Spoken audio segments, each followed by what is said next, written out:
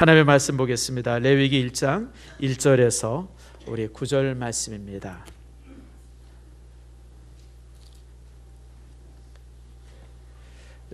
레위기 1장 1절에서 9절 말씀 찾으셨죠? 우리 교독하겠습니다.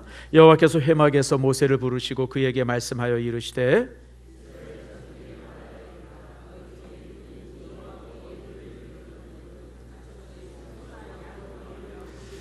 그 예물이 소의 번제이면 흠 없는 수컷으로 회막문에서 여호와 앞에 기쁘게 받으시도록 드릴지니라.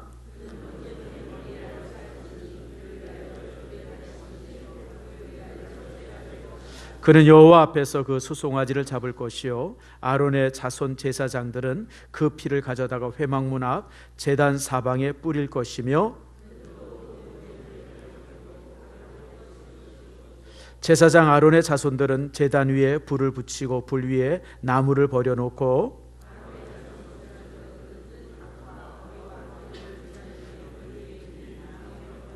함께 읽습니다. 그 내장과 정강이를 물로 씻을 것이요 제사장은 그 전부를 제단 위에 불살라 번제를 드릴지니 이는 화제라 여호와께 향기로운 냄새니라. 아멘. 기도하겠습니다. 하나님 감사합니다. 주께서 우리를 사랑하셔서 오늘 이처럼 저희들 주의 전에 모이게 하시고 귀한 말씀을 함께 나눌 수 있도록 은혜와 은총을 주심을 감사합니다. 하나님 영광 받아 주시옵소서. 특별히 우리가 우리의 말씀을 들을 때마다 우리의 마음에 설렘이 있게 하시고 가슴뛴이 있도록 주여 우리를 붙들어 주시옵소서. 말씀이 우리에게 놀라운 은혜가 되기를 소망하며 예수님의 이름으로 기도드립니다. 아멘. 여러분들이 이번 한 주간 동안 이제 출애굽기 말씀을 쭉 읽었고요. 오늘 이제 출애굽기서 마지막 3장을 읽을 겁니다. 그리고 내일 아침부터 여러분들 레위기 1장, 2장, 3장을 읽어 나갈 겁니다. 사실 레위기는요 성경 중에서 제일 읽기 힘든 책 중에 한 권입니다. 왜냐하면 무슨 말인지를 몰라요. 이게 도대체 무슨 뜻인가? 요제는 뭐고 거제는 뭐고 뭐 흔드는 걸 왜 흔드는지 또 화제는 뭐고 번제는 뭐고 석제제는 뭐고 썩건제는 뭐고 뭐 아무튼 그냥 어려운 말들이 가득 있어가지고 읽긴 읽지만 뭔 말인지 모르고 그냥 쑥 지나갈 때가 많습니다. 그래서 오늘은 레위기를 간단히 설명하고 그러면서 1장에 나오는 이제 번제, 모든 제사의 기본이 번제거든요. 번제를 여러분들이 잘 알면 나머지 제사 제도는 쉽게 이해할 수 있어요. 그래서 그것을 여러분들과 설교하면서 함께 나누려고 합니다. 레위라고 하는 이름은 레위 지파, 다시 말하면 이제 그 레위의 후손들을 가리킵니다. 원래 레위는 그 야곱의 3번째 아들입니다. 야곱이 이제 아들이 이제 12인데 그 중에 이제 제일 큰 장남이 루벤, 그 다음에 시므온, 그리고 이제 레위. 4번째가 누구죠? 그 유명한 유다. 이제 이렇게 요게 이렇게 쭉 해서 내려갑니다. 그중에 이제 3번째 아들이 이제 레위인데 원래는 야곱이 제일 싫어하던 아들 중에 하나 있었습니다. 그래서 루벤과 시므온과 레위는요 창세기 49장에 보면 12아들을 이렇게 축복할 때 2아들은 사실 축복하지 않고 저주합니다. 왜 저주하냐면 이 2아들이 아버지 말을 듣지 않고 살인죄를 저질러요. 무슨 얘기냐면 창세기 보게 되면 이제 야곱이 이제 그 식구를 데리고 이제 세검 지역을 지나가다가 야곱에겐 딸이 하나 있었어요.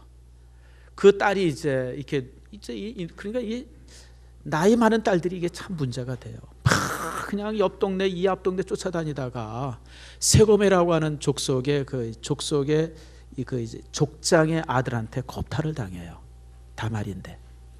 이제 그것 때문에 이제 그 둘이 이제 결혼을 시키자 뭐 이렇게 혼담이 오가고 그러면서 이제 야곱이 우리는 할례하지 않은 민족과는 결혼하지 않습니다. 그랬더니 그러면 우리가 다 할례하겠습니다. 그리고 한 족속에 다 할례를 행합니다.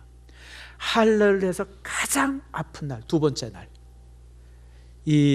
그 시므온과 레위 둘이 칼을 들고 가가지고 그 마을에 남자들을 다 죽여버립니다. 그러니까 그게 너무 끔찍한 살육의 그 싸움이었어요. 그러니까 그것 때문에 야곱이 이 2아들을 굉장히 야단치고 그리고 또 이제 나중에 창세기 그 마음이 어디까지 가냐면 창세기 49장에 보면 12아들을 축복하는 장면 속에서 야곱이 이 2아들은 축복을 하지 않습니다. 그런데 이제 그런 게 이제 레위인데, 이 레위 지파가 이제 그런 어떤 그 아버지의 어떤 그 축복하지 않은 모습 속에서 쭉 오다가 참 다행인 것이 거기서 누가 태어나냐면 모세가 레위 지파에서 태어납니다. 그 형 아론이 되고, 그리고 이제 그래서 모세가 지도자가 되어지고 아론과 그의 아들들이 제사장이 되어지면서 이제 그 저주가 어떤 그 이제 이 축복으로 바뀌는 그런 이제 변화를 갖은 민족이 이제 이 레위 지파입니다. 그런데 이 레위 지파는 하나님께서 오직 성전의 일만 맡긴 지파입니다. 그러니까 다른 건 아무것도 못하게 합니다. 찬양대, 무슨 헌금이면 제사 지낼 때 여러 가지 보조, 그다음에 제사장, 그다음에 이제 어떤 도피성에서의 어떤 그 도피성 관리, 그러니까 신앙적인 일만 전무하게 하고 나머지는 아무것도 안 하게 합니다. 그래서 여러분, 레위 지파는요, 땅이 한 평도 없습니다. 한 평의 땅도 갖지를 못해요, 레위 지파는. 그리고 짐승도 한 마리 갖지 않습니다. 오직 성도들이 하는 11조만 가지고 사는 사람들, 그 사람들이 이제 레위 지파 사람들입니다. 근데 지금도 이제 이 이스라엘에 가보면 이 레위 지파 사람들이 있습니다. 근데 레위족이 아니고 이 레위 지파 사람들은 어떤 사람들이냐면 이제 그 랍비들입니다. 랍비라고 하는 것은 이제 그 선생이라고 하는 뜻인데, 지금도 이제 이스라엘에 가보면 이 랍비들이 꽤 많이 있습니다. 나는 우리만 새벽 예배를 드린 줄 알았더니 이 랍비들이 새벽 예배 드리더라고요. 제가 저번에 성지순례 가가지고 봤더니 랍비들이 새벽 6시쯤 되니까 그 이제 회당의 문을 열고 거기서 예배 드리는 걸, 성경 읽고 예배 드리는 걸 제가 봐서 그래서 이 랍비들이 그렇게 하는구나, 그때 제가 알았는데, 이 랍비들이 아주 재밌어요. 이렇게 특별히 이 랍비들의 특징이 뭐냐면 전통을 아주 고수하는 사람들이에요. 전통. 그러니까 러시아 저 북쪽에서 온 랍비들은요, 그 더운 여름에도 털모자 쓰고, 그 다음에 까만 양복 입고 까만 털코트 입고 삶아 죽으려고 작정을 한 것 같아요. 그러고 다니더라고요. 그리고 이제 조금 남쪽에서 온 사람들은 이제 거기에 입었던 옷들을 그대로. 그래서 이 랍비들은 일종의 그 이제 이스라엘 민족의 어떤 전통을 지키는 사람으로, 또 그들의 신앙을 유지하는 사람으로 이제 그들 속에 이제 그렇게 보여지더라고요. 그런데 재밌는 것은 이스라엘이라고 하는 나라가 이 랍비들의 전 생활을 국가가 재정적으로 도와줍니다. 사는 집들, 자녀들 날 때 교육비, 그다음에 생활하는 모든 비용들을 국가가 됩니다. 그러니까 저희들은 생각할 때 이거 국가가 무슨 뭐 이렇게 그런 어떤 그 물질을 가지고 이렇게 낭비하는 거 아닌가 싶은데, 이스라엘 사람들은 그렇게 생각하지 않습니다.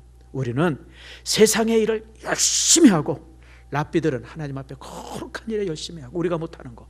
그러니까 우리가 그들의 기도 때문에 우리 민족이 이렇게 지켜지고 있습니다. 그러면서 이제 그들을 존중하는 것을 제가 이제 전에 성지순례 가서 보았습니다. 어쨌든 그들이 이제 그 랍비들이고요. 이런 사람들이 사실 구약 시대 때 레위 지파 사람들입니다. 그래서 이 레위기는 그 레위 지파 사람들의 그 어떤 신앙과 그들의 어떤 제사와 그들의 어떤 봉사와 또 백성들을 지도하는 그런 것으로 가득 차 있는 책이 레위기입니다. 그래서 이 레위기는 다른 제목을 이제 이 설교 제목을 있는 것처럼 레위기의 제목은 어떤 거룩입니다. 하나님께서 거룩하니까 백성들도 거룩해야 한다. 그리고 어떻게 하면 거룩해질 수 있고, 그리고 이제 이 레위 지파가 제사를 통해서 어떻게 백성들을 거룩하게 할 것인가라고 하는 것으로 쓰여진 책이 이제 레위기죠. 여기는 이제 레위기가 총 27장인데 둘로 나눠집니다. 16장, 1장부터 16장까지는 그 레위기 안에서 제사 제도와 어떤 정결법, 이런 부분이 기록이 되어 있고요. 그리고 이제 이 17장부터 27장까지의 말씀까지는 이제 세상에 나가서 그 성도들이 어떻게 살아가야 될 것인가, 뭐 이런 부분들이 이 안에 기록이 되어 있습니다. 그래서 제사법은 이제 하나님께 제사를 통해서 우리 백성들이 어떻게 거룩해질 것인가, 그런 부분들. 그리고 이제 11장부터는 이제 어떤 정결규례인데, 그렇게 거룩한 백성들이 음식이라든지 의복이라든지 이런 걸 통해서 그 정결을 유지하는 방법들을 말씀하고 있어요. 여기에 이제 재미있는 것 중에 하나가 음식규례입니다. 아마 여러분들이 이제 11장부터 이제 읽으면 그 부분이 나오는데요. 음식이 보면 먹어도 되는 음식이 있고 먹어서는 안 되는 음식이 있어요. 특별히 재미있는 것은 어류들 중에서 비늘 있는 고기는 먹어도 되지만 비늘 없는 고기는 먹어서는 안 된다. 여러분, 고기 중에 여러분 좋아하는 비늘 없는 고기들 많죠. 특별히 겨울에 몸보신한다고 먹는 뱀장어. 재미난 게 저쪽 파주에 가면 뱀장어집 갈릴리 횟집이라고, 갈릴리 농원인가, 장로님이 주인이랍니다. 그래서 어떻게 구약의 율법이 이렇게 우기고 어기고 뱀장어 장사를 하나, 거기서 그런 생각을 해봤는데, 아무튼 그런 것들, 또 문어나 뭐 오징어나 뭐 이런 것들. 근데 여러분, 과학적으로 보면요, 아무것도 모르는데 물고기를 잡을 때 비늘이 있는 고기는 독이 없답니다. 대부분 비늘 없는 고기들 속에 독들이 있다 그래요. 그래서 이제 하나님께서 그 옛날에 한 4,000년 전에 그 이제 백성들이 이렇게 고기를 먹고 이러고 그럴 때 이제 그런 것 때문에 그러지 않으셨나, 뭐 그렇게 얘기하는 사람도 있습니다만은, 어쨌든 이제 그런 게 있어요. 그 다음에 이제 그 동물들 중에서는 굽이 없는 동물, 다시 말하면 이렇게 그 이 발톱이 있는 동물의 고기는 먹지 못하게 했어요.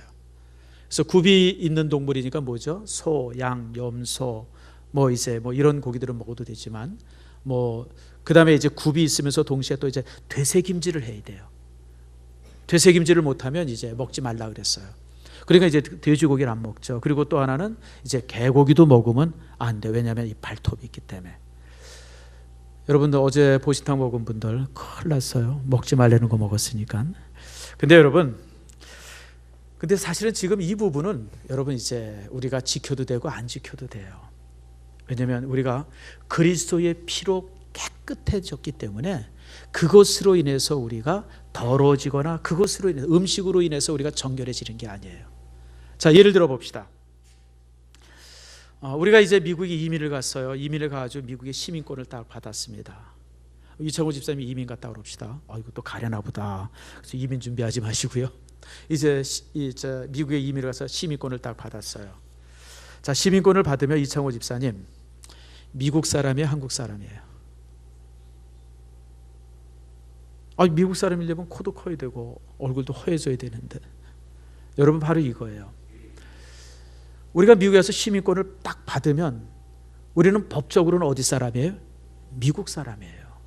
내가 아무리 한국말을 하고 아무리 내가 김치를 매일 먹어도 나는 여전히 뭐예요? 미국 사람인 거예요, 법적으로. 비록 어떤 내 속에는, 내 본질은 그냥 뼛속까지 한국 사람이지만 신분은 뭐죠? 미국 사람인 거예요. 이게 구원의 원리와 동일한 겁니다. 우리가 하나님의 백성이 되어지면 그 어떤 것으로도 우리가 하나님의 백성이 안 되질 않아요.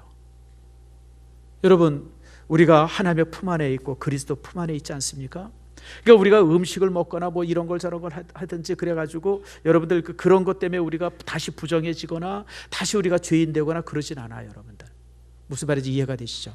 그래서 여러분, 이제 예수 믿고 우리가 구원 받으면 다시 지옥에 갈 수 없다고 하는 원리가 거기에 있어요. 왜냐하면 하늘나라의 시민권을 가지고 있기 때문에 행위로 인해서 우리가 다시 이제 범죄가 있다든지 하나님의 구원에서 우리가 덜쳐져 나가는 일이 결코 없다고 하는 것, 그것이 구원의 진리입니다. 자, 그러나 여러분, 꺼림직하면 먹지 마세요. 근데 이 문제가 실제로 이제 초대교회 때 이 문제가 심각했어요. 그 당시 이제 이 동물을 먹는, 이제 이렇게 육식하는데 이제 불고기를 먹든지 무슨 뭐 어떤 거 이제 곰국을 먹든지 그러는데, 시중에 팔리는 그 이제 고기들은 대부분 이 우상에게 제사를 드리고 그리고 이제 이게 도살을 하기 때문에 다 우상의 제물이 되었던 거예요. 그러니까 이제 그 우상의 제물이 되었던 고기를 먹어야 되는지 말아야 되는지 이 문제를 가지고 초대교회 때 되게 시끄러웠어요. 예를 들면 그거예요. 여러분이 장사를 하는데 옆집에서 고사를 지냈어요. 개업했다고. 그래서 고사를 지내고 고소떡을 여러분들한테 집에 다 가져왔어요. 고사떡 먹어도 돼요? 먹으면 안 돼요? 고사떡 가져왔을 때 열심히 먹은 사람 한번 손 들어보세요. 찝찝해서 안 먹은 분. 예, 마찬가지. 이거와 똑같아요. 찝찝하면 먹지 마세요, 여러분들. 그러나 먹는 것은 무엇을 먹든지 아무 상관이 없어요. 그러니까 사도 바울이 로마서 14장 15장에서 계속해서 하는 말씀이 뭐냐면, 그런 거 가지고 서로 다투지 말아라. 뭘 먹고 뭘 마시고 그것이 우리 인생을 더럽게 하는 것이 아니다. 그것이 인생을 더럽게 하는 것이 아니고 우리가 그리스도 안에서 정결하게 되어졌기 때문에 먹어도 되고 안 먹어도 되고 스스로 자기 양심에 물어서 먹어도 된다고 먹어도 되고, 또 마셔도 될 것 같으면 양심이 있어 아무 이상 없어 그냥 마셔도 되고. 그러나 이런 거 먹으면 안 되지, 이러면 안 되지, 꺼려지는 거 있으면 하지 말아라. 그게 이제 고린도전서와 로마서에 우리에게 주시는 교훈입니다. 그러면 여러분들 이제 지금 이런 그 이제 레위기에 나오는 음식에 그래 가지고 뭐 이러쿵저러쿵 뭐 서로 간에 그냥 먹어야 되나 말아야 되나, 여러분 그러지 말길 바라고. 또 재미있는 것이 이제 18장에 보게 되어지면 여기는 이제 성도가 세상에 나가서 어떻게 살아야 되느냐라고 하는 삶에 관한 부분인데, 동성연애에 대해서 아주 엄하게 책망을 합니다. 수간을 하거나 동성연애하거나 이러고 그러면 돌로 쳐서 어떻게 해라? 죽여라. 왜냐하면 하나님의 창조의 질서를 어기는 거기 때문에 그래요. 나는 그 사람들이 죄인들이 뭔 짓을 하든지 간에 우리가 그냥 뭐라 그러겠어요. 그냥 가만히 숨어서 지들끼리 그러면 그냥 난 아무 관심이 없어요. 그런데 꼭 그냥 빨주노초 파남 보고 그냥 무지개 그려가지고 나와가지고 그 자랑스럽다고 아주 더러워 죽겠어요. 그게 얼마나 더러운 짓인데 그 짓을 하고 그냥. 근데 거기까지는 그냥 그것도 봐주겠는데 양자 들여서 애 키우겠다는 거예요, 그놈들이. 난 그런 나쁜 놈들이 어디 있어요 도대체. 난 그래서 정말 제일 요즘에 싫은 사람들 중에 하나가 이제 그런 사람들이에요. 또 하나 이제 재미난 게요, 18장에 보면 문신의 문제. 문신한 분들 뜨끔하죠. 야, 이거 근데요 문신하지 말라 그랬어요. 근데 그 문신하지 말라고 하는 의미는 몸에 혐오스럽게 몸을 이렇게 그리지, 그런 것이 문신이에요. 그런 거 하지 말라는 거지.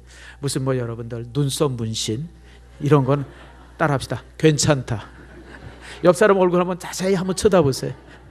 따라합시다. 괜찮다. 그런 건 괜찮아요, 여러분들. 쌍꺼풀 얼마든지 괜찮아요, 여러분들. 우리 집사람이 해서 하는 얘기가 아니에요, 여러분. 여러분들, 저는 성형수술을 예전에는 싫어했는데 저는 요즘에 하라 그래요.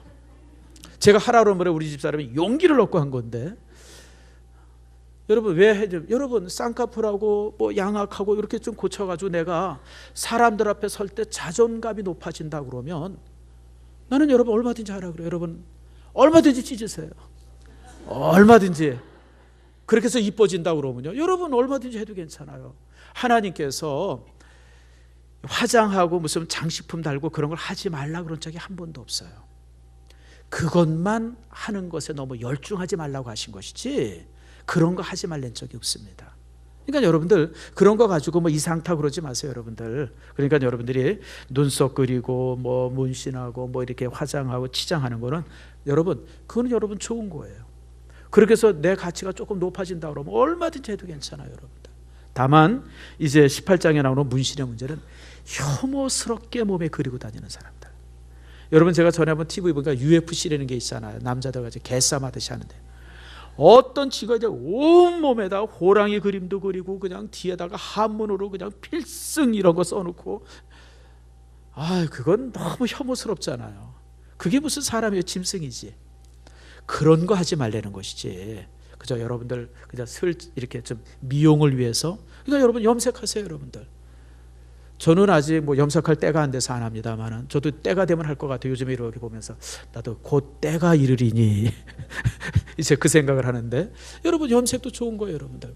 그렇게 함으로써 내가 자존감이 높아진다 그러면 얼마든지 해도 괜찮아요, 여러분들. 그게 나쁜 거 아닌 거 여러분 기억하세요. 그러니까 여러분들이 이제 이런 이제 레위기 말씀을 여러분들이 읽는데, 사실 레위기 말씀은 이미 그리스도의 십자가 안에서 다 성취된 겁니다. 다시 말하면 이 제사제도 이미 예수님의 십자가로 성취가 됐어요. 그 다음에 어떤 그 정결법, 이게 그리스도의 피로 인해서 우리가 정결해졌기 때문에 입는 거 먹는 거 이런 거 가지고 우리가 다시 더러워지지 않아요, 여러분들.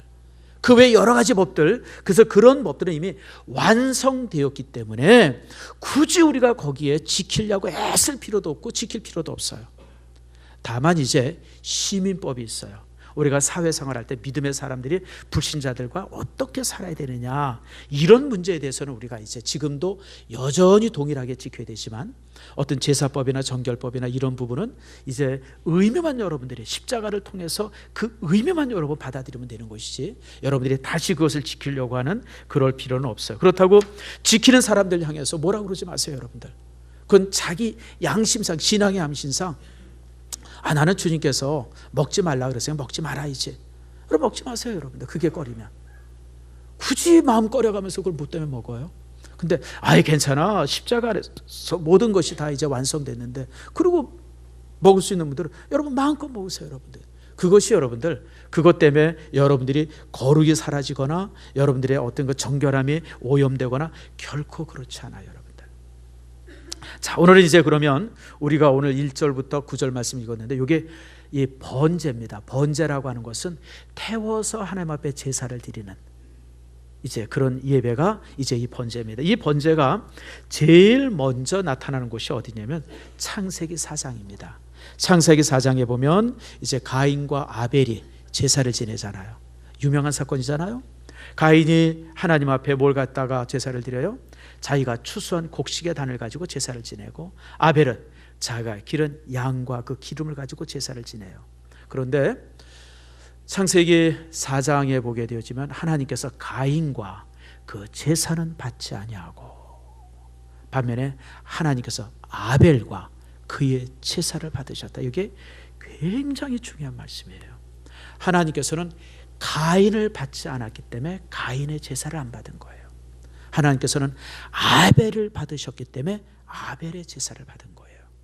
그 일 때문에 이제 가인이 굉장히 노하게 되어졌고, 결국 이제 가인이 아벨을 죽이는 첫 살인죄가 그때 이제 일어나게 되어집니다.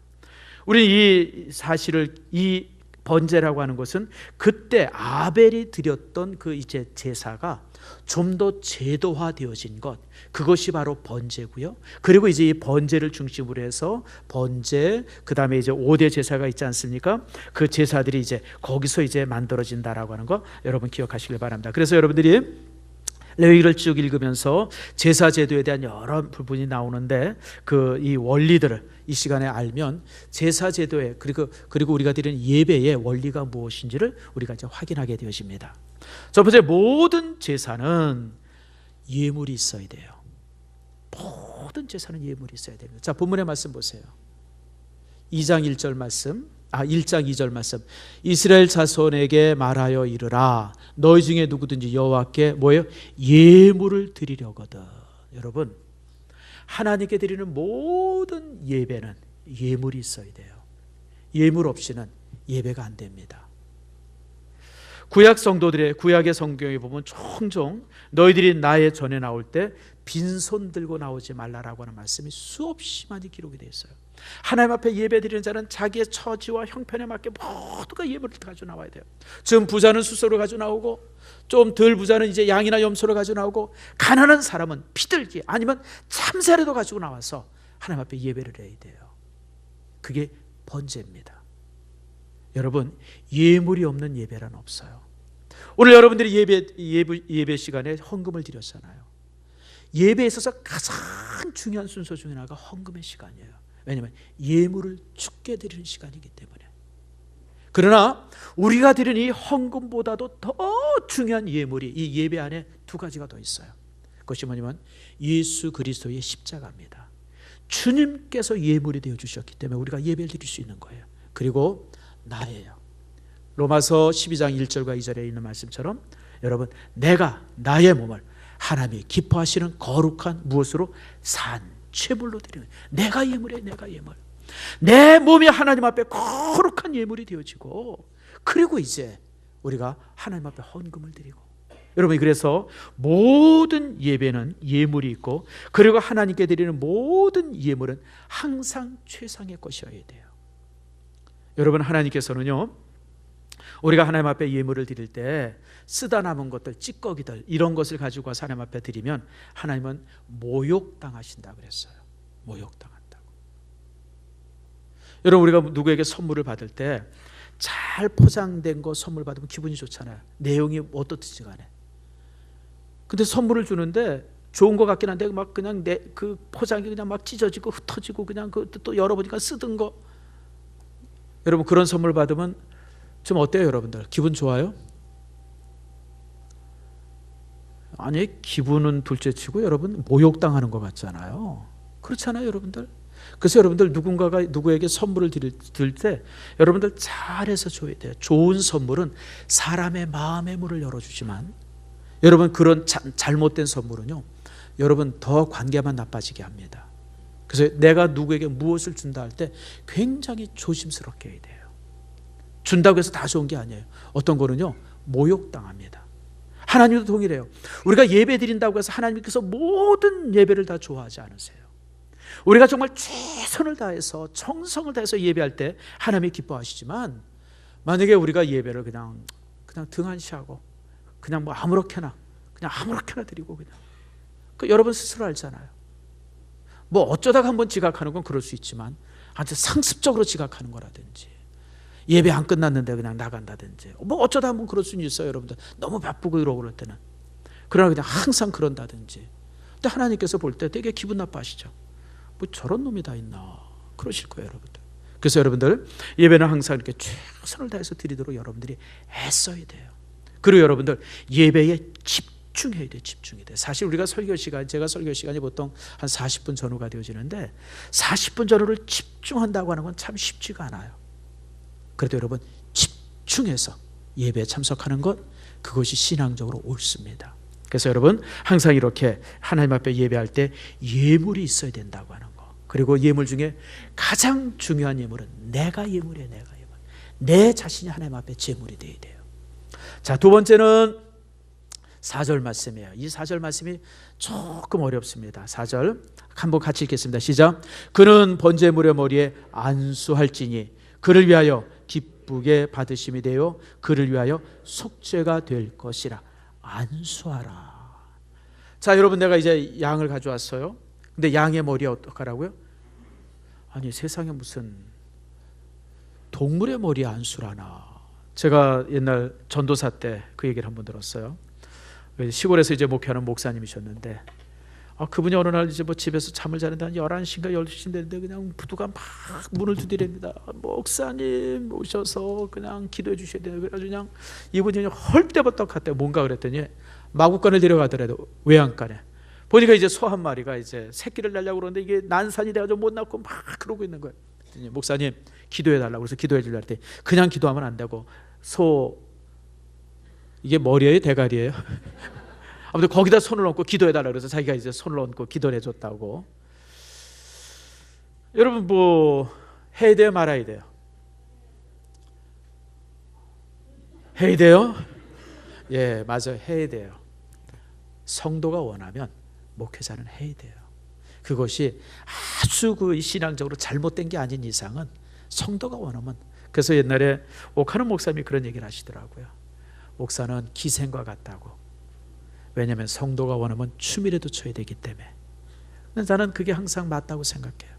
그러니까 여러분 뭐 못할 건 못 있어요. 뭐 바위에나 손 얹고 기도 못합니까? 여러분 해달라고 그러면 그 뭐 기도하는데 무슨 돈이 들어요, 무슨 뭐 힘이 들어요. 그래서 아무튼 기도를 해줬다고 이제 그런 얘기를 제가 들은 적이 있어요. 근데 여기는 그런 기도와는 다른 기도예요. 여기는 이 소나 양의 머리에 딱 손을 얹고 기도할 때 어떻게 기도하냐면, 하나님, 내가 지금까지 지었던 모든 죄가 이 짐승에게 옮겨지기를 바랍니다. 내가 거짓말한 죄, 도둑질한 죄, 또 내가 가진 모든 악함들, 악한 생각들, 뭐 이런 것들이 다 전가되기를 바랍니다. 그래서 전가의 기도입니다. 그래서 오늘 뭐라 그래요? 속죄될 것이라고 하는 말씀이 바로 그 말씀이에요. 그래서 나의 모든 죄가 짐승에게 전가되어지고 그리고 나서 짐승을 죽입니다. 그러면 내가 비록 짐승이 죽었지만 사실은 뭐가 죽은 거야? 영적으로 내 죄가 죽은 거예요. 그래서 그것이 속죄의 원리입니다. 속죄. 그래서 모든 제사는 피의 제사입니다. 그래서 여러분 제사 지내는 이 성전은요, 우리는 성전이 아름다울 것이다 생각하는데 아니에요. 여러분 구약시대의 성전은요 선열이 나는데 피비린내가 가득한 곳이었었어요. 짐승을 죽여서, 그리고 그러면 이제 짐승을 죽이면 그 피를 받아가지고 제사장이 이제 제단에다 피를 뿌려요. 그리고서 그것을 이제 놓고 이제 다 태웁니다. 말끔히 태워요. 그게 이제 번제입니다. 여러분 특별히 이렇게 죽이는 이유는 여러분 피로서 모든 물건이 정결해지기 때문에. 피는 뭐냐면 생명입니다. 여러분 그래서 여러분 이 죽음 없이, 여러분 피 없이 여러분 속죄함이 없어요. 그래서 구약의 제사의 원리는 이 세 가지입니다. 자, 예물을 가져 나와야 되고, 죄를 전가해야 되고, 그리고 어떻게 해요? 죽여야 돼요. 그래서 구약의 모든 예배는 죽음입니다. 자, 여러분, 이 원리가 그리스도의 십자가 안에 그대로 반영이 되어지는 겁니다. 예수님께서 뭐라 그래요? 나는 이 땅에 온 세상의 모든 죄를 짊어진 무엇이다? 어린 양이다. 요한 를 통해서 이제 세례자 요한을 통해서 이제 이렇게 예언되신 것 아닙니까? 세례자 요한이 예수님이 다가올 때 뭐라? 보라, 세상 죄를 지고 가는 하나님의 무엇이다? 어린 양이로다. 바로 이걸 말하고 있어요. 여기 제사제도를 말하고 있는 거예요. 그리고 예수님께서 세상의 모든 죄를 짊어지고 십자가에서 죽으신 거예요. 그래서 우리가 예수님이 십자가에서 죽으신 그 사실을 믿음으로 우리가 구원받고 믿음으로 우리가 거룩해지는 거예요. 그래서 여러분, 레위기의 제사제도를 모르면 그리스도의 십자가를 이해하지 못합니다. 저도 옛날에 이 부분이 참 이해가 안 됐어요. 아니, 예수님의 죽음이 왜 우리의 죄를 속하나? 그 원리가 어디에 있어요? 이 제사제도 안에 있는 거예요. 그래서 여러분, 예물이 있어야 되고, 그리고 이제 죄가 전가되고, 그게 대속의 원리래. 대속, 대신 용서했다. 그게 대속이죠. 그리고 이제 죽임으로 인해 가지고 이제 우리의 모든 죄가 용서함이 되어지는 거예요. 특별히 여러분, 하나님께서는 제사를 드릴 때 언제나 생축으로 이 제사를 드리라고 말씀을 합니다. 살아있는 것으로. 죽은 짐승 가지고 오면 안 돼요. 살아있는 걸 가지고 와서 이 죄를 전가시키고 죽여서 제사를 지내려는 거예요. 그냥 집에서 죽여가지고 가져오면 안 돼요. 산 것이 와야 돼요. 산 것이. 그래서 여러분들, 이것이 바로 대속의 원리고, 그것을 이제 이루신 분이 예수 그리스도의 십자가 사건이다라고 하는 거 여러분 기억하시길 바랍니다. 그리고 모든 제사의 목적입니다. 9절입니다.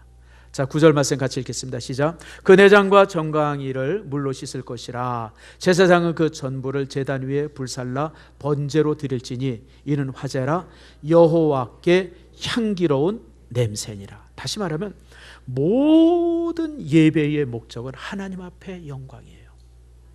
사람에게 영광을 돌리는 예배는 잘못된 예배입니다. 사실은요, 여러분, 우리가 이제 이걸 자주 쓰긴 하는데 사실은 써서는 안 될 말들이 있어요. 무슨 말이냐면 칠순 감사 예배, 무슨 회갑 감사 예배. 회갑 예배 드리는 사람은 요즘에 없죠. 팔순 감사 예배, 돌 예배. 예배 앞에 그런 어떤 목적이 붙으면 안 돼요.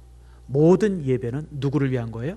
하나님의 영광을 위한 건데, 사람의 목적을 위해서 어떤 예배를 드린다는 건 잘못된 거예요. 다만 우리가 이제 부르기 좋게 그냥 이렇게 이해하기 좋게 하는 것이지, 사실 우리가 칠순을 축하하면서 하나님 앞에 감사 예배 드리는 것이지, 그것이 목적이 하나님 앞에 드리는 게 예배, 하나님 앞에 예배하는 것이 목적이지 칠순을 축하하는 것이 목적이 돼서는 안 돼요. 이해가 되시죠? 그래서 모든 예배의 중심은 누구시다? 하나님이시다. 여러분, 이 사실을 여러분 잃지 않길 바랍니다. 그렇기 때문에 우리가 예배를 드릴 때 우리가 참 많이 생각해야 돼요. 우리가 오늘 찬양대 찬양을 잘했죠? 글쎄 박수를 쳤어요. 여러분, 왜 박수를 쳤어요? 아주 잘해서 박수를 쳤습니까? 아니죠, 여러분. 찬양대가 하나님 앞에 영광을 돌리는 모습이 너무 좋아서 박수 친 거지. 오늘 박자도 잘 맞고 음정도 잘 맞고 연습을 많이. 여러분, 그게 아니에요. 여러분, 찬양대 찬양이 여러분 무슨 합창 경연대회가 아니에요, 여러분들. 이해가 되시죠? 여러분들 기도도 마찬가지예요. 예전에 내가 한번 들었던 기도인데, 우리 교회 아닙니다. 괜히 뜨끔하지 마시고, 어떤 분이 그냥 기도하러 나와가지고 한풀이를 하더래요. 한풀이. 그냥 하나님 이래서야 되겠습니까? 그냥 교회가 이러면 되겠습니까? 아니, 나는 한풀이 하는 사람 봤어요. 한풀이 하는 사람. 여러분, 모든 기도는 누구를 향해서? 하나님을 향해서 드리는 거예요. 사실 저는요, 우리 장로님들의 기도나 또 우리 집사님들의 기도, 권사님들의 기도를 들으면 그분의 영적 상태를 알아요. 저분의 영적 상태. 그러니까 저는 그냥 말을 매끈하게 잘하고 그냥 저런 그런 건 관심이 없어요. 내용이 정말 하나님의 영광을 위해서 기도하는가? 그걸 보면 저분의 신앙이 어느 정도인가? 이걸 알 수가 있죠. 설교도 마찬가지입니다. 제가 설교를 하지만요, 저는 설교를 언제 완성하냐면 거의 월요일 날 설교가 거의 완성이 됩니다. 그러니까 저는 월요일은 쉬는 날이 아니라 설교 준비하는 날입니다. 그래서 월요일에 제가 항상 교회 출근해 있지 않습니까? 그러고 나서 화요일부터는 제가 준비된 설교를 계속 묵상하고 혹시나 잘못된 게 있나 다시 한번 확인해 보고, 그리고 이제 혹시 이제 주변의 책이라든지 뭐 이런 걸 통해서 뭔가 이렇게 더 첨가할 수 있는 거 첨가, 그리고 일주일 내내 설교 한 편을 묵상하면서 제가 한 주간을 보냅니다. 근데 그 중에 가장 중요한 것이 혹시나 인간의 죄가 숨겨 있지 않는가를 찾아요. 왜냐하면 이게 내가 준비한 기구 때문에 혹시나 나의 어떤 의도나 이런 것이 이 안에 포함되지 않기를 위해서 제가 일주일 내내 묵상하고 기도합니다. 헌금도 마찬가지예요. 하나님 앞에 영광을 위해서 헌금하는 거고요.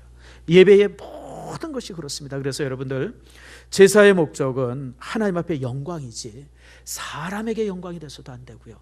여러분의 의지나 이런 것이 들어가다. 그래서 여러분들, 예배에 있어서 가장 우리가 경계해야 될 것이 예배의 편의주의입니다.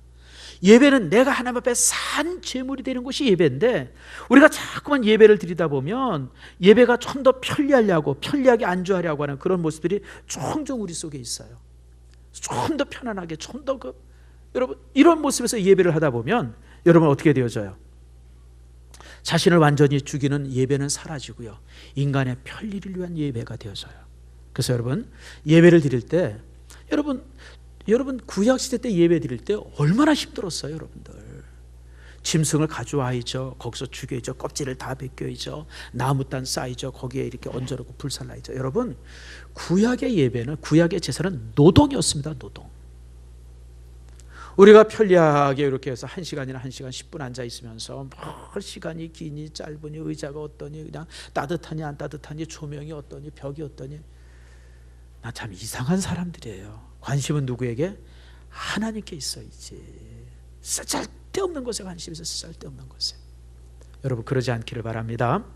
말씀을 했습니다. 여러분, 내가 예배 드리지만 예배가 나를 살리는 겁니다. 이게 예배의 원리입니다. 내가 오늘 예배를 드려요. 그러나 이렇게 우리가 드리는 예배가 나를 살리는 겁니다. 이해가 되시죠? 그래서 여러분, 우리의 삶이란 정말 예배를 위해서 살고, 예배가 내게 새 생명을 주고, 이것이 계속 반복되어지는 것, 그것이 살아있는 예배입니다. 우리가 지치고 힘든 삶을 살다가 한 번의 예배를 통해서 회복되어지고, 그리고 또 이제 그 회복된 힘을 가지고 다시 월요일부터 토요일까지 세상에 나서 열심히 살다 보면 또 우리가 지치고 힘들죠. 그럼 주일날 나와서 다시 예배 드리고, 예배를 통해서 말씀을 받고 은혜를 받고, 그러고 나가서 다시 열심히 살고, 이것이 성도의 삶이 되어야 돼요. 이런 삶이 살아있는 성도의 삶입니다. 그러므로 여러분들, 예배란 우리의 삶의 중심이고 삶의 뿌리고요, 예배 속에서 내가 세워지는 겁니다. 하나님께서 우리를 왜 불렀어요? 예배자로 부른 겁니다. 하나님께서 나를 불러서 구원시킨 것은 나를 하나님께 예배하는 자로 부르셨는데, 우리가 예배를 종종 잊어버려요. 여러분, 제일 좋은 신앙은 습관적 신앙입니다. 나는 여러분들이 예배가 습관이 되기를 축복합니다. 예배를 즐거워하고 예배 드리는 것이, 여러분, 우리가 기도가 습관이 되잖아요. 저는 식당에 가면 보통 3번 기도합니다.